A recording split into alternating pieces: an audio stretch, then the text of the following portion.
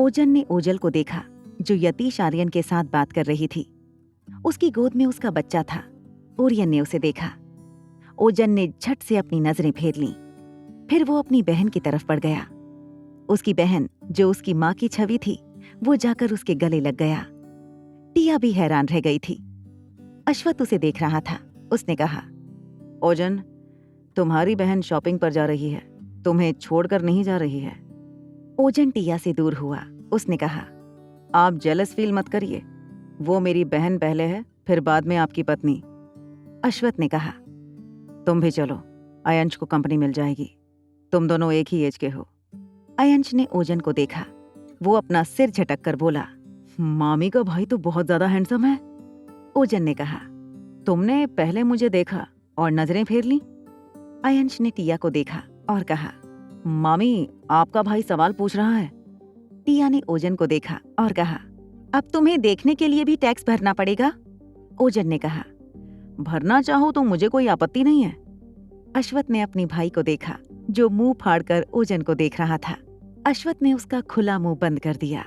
आदित्य ने कहा, मुझे तो लगा था कि मैं ही अकेला आत्ममुग्ध इंसान हूँ, पर यहाँ तो मुझसे भी बड़ा आत्ममुग्ध इंसान है। ओजन ने उसे घूर कर देखा, फिर कहा, चलो चलते हैं। सबने हाँ में सिर हिला दिया। वो सब निकल ही रहे थे कि दरवाजे से अंदर आती लिप्सा को देखकर ओजन के पैर ठिठक गए। लिप्सा को देखकर टिया खुश हो गई। लिप्सा ने उसे देखा। वो मुस्कुराते हुए उसकी तरफ आई। उसकी नजर ओजन पर पड़ी जो टिया के बगल में खड़ा था। वो रुक गई।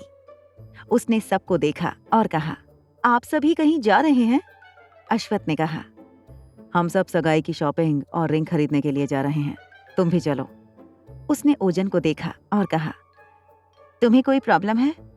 जिस पर ओजन ने टिया का हाथ पकड़ लिया और उसे ले जाते हुए कहा, मुझे कोई प्रॉब्लम नहीं है। लिप्सा उन दोनों को देखने लगी। दोनों भाई बहन एक दूसरे के साथ बहुत अच्छे लग रहे थे। उसे थोड़ी जलन भी हो रही थी। अश्वत ने उसे देखा और कहा, जलन हो रही है? उसने हाँ में सिर हिला दिया। वो बोली, ऐसा लग रहा है उसके आने से मेरी बहन मुझसे दूर हो गई है। अश्वत ने कहा, मुझे भी उससे थोड़ी जलन होती है। लिप्सा ने उसे देखा और कहा, जलन आपको? अश्वत ने कहा, हाँ, मैं भी इंसान हूँ, मेरे अंदर भी फीलिंग्स हैं। लिप्सा ने कहा, टिया से शादी से पहले तो आप पत्थर के थे ना, जिनके अंदर फीलिंग्स का अकाल था। अब बाढ़ आ गई है। आदित्य वहां आया और उसे देखकर बोला, बाढ़ का पता नहीं, पर मेरे भाई अब मेरी भाभी के हैं। पर आपका चेहरा पीला क्यों दिखाई दे रहा है? आप ठीक हो?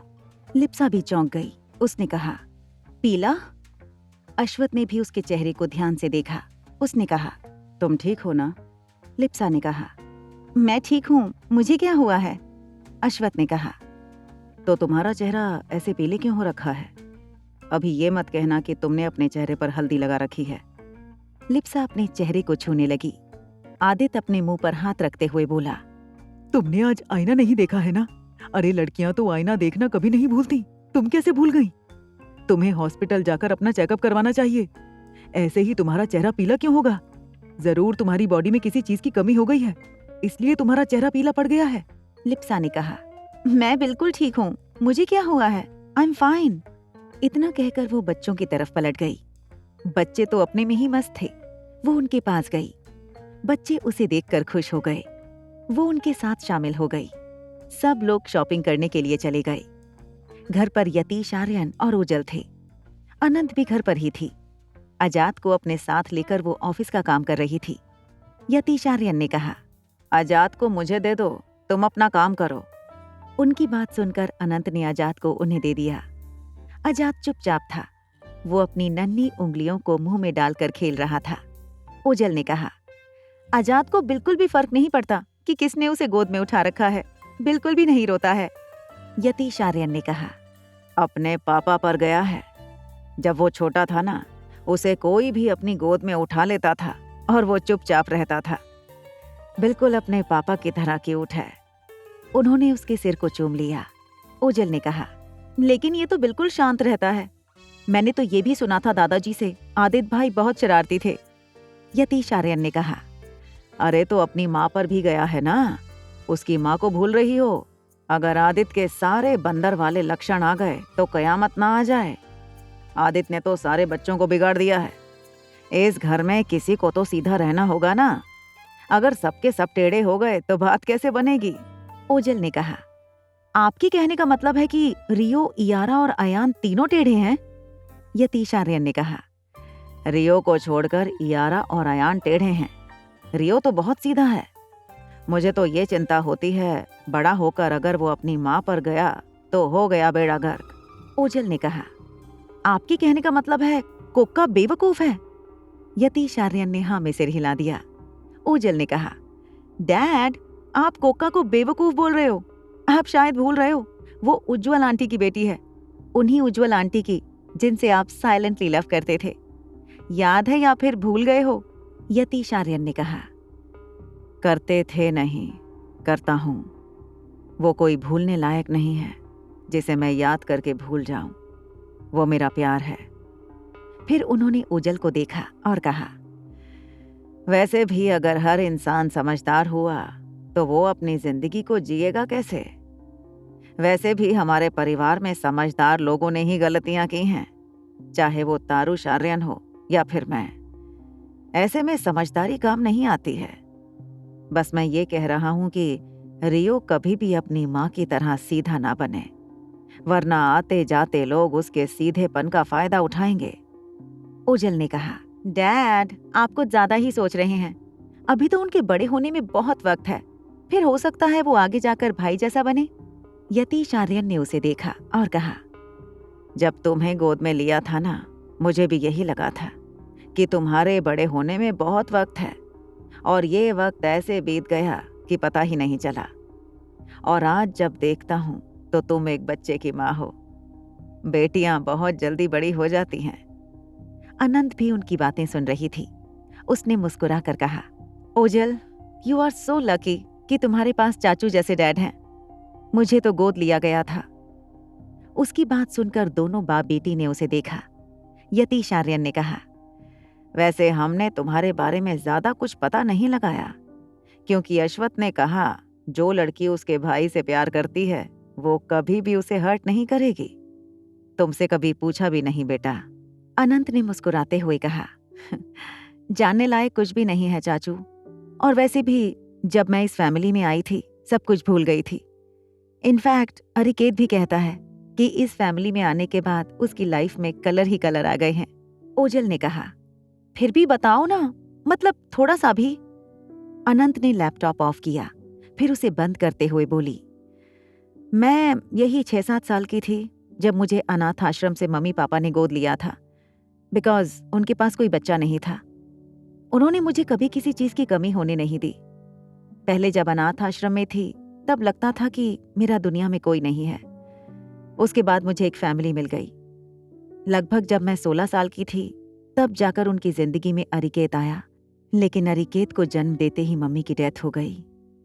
उसके बाद पापा 5 साल तक साथ रहे, फिर वो भी अचानक से चल बसे।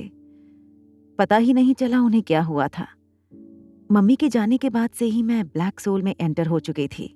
यतीश आर्यन ने कहा, तुम्हारे मम्मी पापा सच में नहीं हैं या फिर तुम? अनंत समझ गई यतीश आर्यन क्या कहना चाहते हैं। उसने कहा, जब मैं ब्लैक सोल में थी विलियम सर से रिक्वेस्ट की थी। उन्होंने छानबीन करवाई थी। उन्हें कुछ हाथ नहीं लगा। शायद हो सकता है कि मेरे जो रियल पेरेंट्स हैं इस दुनिया में नहीं हैं, और वैसे भी आम लोगों की इन्फॉर्मेशन मिलती भी कहाँ है। फिर ये कोई फिल्म नहीं है जो मेरे पास उनकी कोई निशानी होती या फिर है। ओजल ने पूछा, मतलब तुम्हें कुछ तो पता होगा ना कि तुम अनाथ आश्रम कैसे पहुंची? मतलब वहां के लोगों ने कुछ तो बताया होगा। अनंत ने कहा, उन्होंने यही बताया कि मुझे वहां छोड़ दिया गया था और कुछ नहीं। यतीश आर्यन ने कहा, तो हो सकता है कि तुम्हारे रियल पेरेंट जिंदा हों और इस दुनिया में किसी न किसी कोने में तो होंगे। अनंत ने कहा, अगर वो जिंदा भी होंगे तो मुझे नहीं मिलना, क्योंकि अब मेरे पास एक फैमिली है। आप सब लोग हो। ओजल ने कहा, और वो लोग जहां भी हों खुश रहें, है ना? अनंत ने मुस्कुराकर सिर हाँ में हिला दिया। पैराडाइज शॉपिंग मॉल में ओजस्विता, लिप्सा और टिया अंश की एंगेजमेंट रिंग सेलेक्ट कर रही थीं, पर उन्हें पसंद ही नहीं आ रहा था। वहीं अयंश बाकी जेंट्स के साथ कपड़े चूज कर रहा था, पर उसका ध्यान उन सब में नहीं था। उसका ध्यान तो कहीं और ही था। अश्वथ और आदित्य उसके लिए एक अच्छा सा ट्रेडिशनल वियर सेलेक्ट कर रहे थे। ओजन तो अपने लिए ही कपड़े खरीद रहा था। ओरियन कॉफी पीने में लगा हुआ था। आदित्य ने पहले ओजन को देखा, फिर ओरियन को, फिर उसने घूर कर दूल्हे को देखा, जो चुपचाप वहां पर पसर कर बैठा हुआ था। उसके चेहरे के एक्सप्रेशन देखकर तो ऐसा लग रहा था जैसे कह रहा हो, जो करना है कर लो, जो कपड़े दोगे वही पहन लूंगा। वो कुछ इंटरेस्ट दिखा ही नहीं रहा था। अश्वथ ने कुछ कपड़े सेलेक्ट किए, फिर उसकी नजर आदित्य पर पड़ी। उसने कहा, तुम्हें क्या हुआ? यहाँ इतने सारे कपड़े तो हैं, तुम तीनों को घूर क्यों रहे हो? आदित्य ने कहा, अंश को छोड़ो, हमारे साथ जो 2 आदमी आए हैं उनका भी तो कोई फर्ज बनता है कि हमारी हेल्प करें। ओरियन ने झट से जवाब दिया, देखो, मुझसे ये शॉपिंग वॉपिंग नहीं होती है। अगर मुझसे शॉपिंग बैग उठवाने हो तो बता देना, मैं वो काम अच्छे से कर लेता हूँ। लेकिन किसी के लिए कपड़े पसंद करना या फिर उसके लिए शॉपिंग करना बड़ा मुश्किल काम है। इससे ही पूछ लो ना, इसकी सगाई है, ये दूल्हा है, हम सब क्यों सिर फोड़ रहे हैं? उसने अयंश के कंधे पर जोर से हाथ मारा। वो दर्द से चिहुक पड़ा, पर वो चिल्लाया नहीं। उसने उसका हाथ हटाया और कहा, मौसा जी, जरा मुझ पर रहम करो, मेरी बहुत जल्द एंगेजमेंट होने वाली है, तब तक के लिए बख्श दो। पहले ही आप लोग मुझे पीट चुके हो, और कितना पीटोगे? अश्वथ ने अपने सेलेक्ट किए कपड़े जाकर अयंश को पकड़ा दिए और कहा, जाओ ट्राई करो। अयंश ने कहा, इसमें ट्राई क्या करना, मैं पसंद कर लेता हूँ। ये ग्रीन, नहीं ये ब्लू, नो, ये पिंक, नहीं ये black, it's perfect, black, done. Ashwath हाथ बांधकर उसे देखने लगा। ओजन भी उसे ही देख रहा था। उसने उन्हें देखा, सब उसे ही देख रहे थे। उसने पूछा, व्हाट, आप लोग ऐसे क्या देख रहे हो? Black is perfect. अश्वथ ने कहा, तुम्हें अंधेरा ही फैलाना है, सबको ब्लैक पहनना पड़ेगा। अयंश ने कहा, ब्लैक सबको? क्यों? आप लोग अपने पसंद के कपड़े पहनना।